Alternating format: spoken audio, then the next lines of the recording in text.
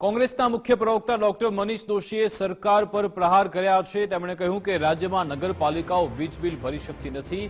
70 કરતા વધુ નગરપાલિકા વીજ બિલ ભરી શકતી નથી તેવી પરિસ્થિતિ છે। સરકારે ખેડૂતોને વીજળી આપવાના દાવા કર્યા તે પણ ખોટા સાબિત થયા। માત્ર 6 કલાક વીજળી આપવામાં આવી રહી છે તેવો કોંગ્રેસે આરોપ લગાવ્યો। જ્યાં પાયાની સુવિધાનો તો વાત જવા દો, નળ ગટર ને રસ્તા, પણ એ નગરપાલિકાઓ પોતે પોતાના વીજ બિલ પણ ભરી નથી શકતી એવું ખુદ સરકારના ચોપડે સામે આવ્યું છે।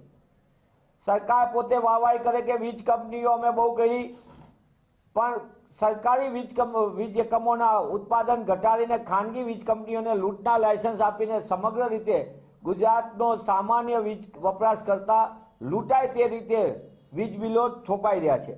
દિવસે વીજળી આપણી 70% વિસ્તારમાં સરકાર પોતે પોતાની જાતે આંકડા બહાર પાડી દે, પણ હકીકતમાં ભાજપાની સરકારના ધારાસભ્યો જ કહે છે કે 6 કલાક જ વીજ મળે છે વીજળી ખેડૂતોને, અને એ પણ રાત્રિના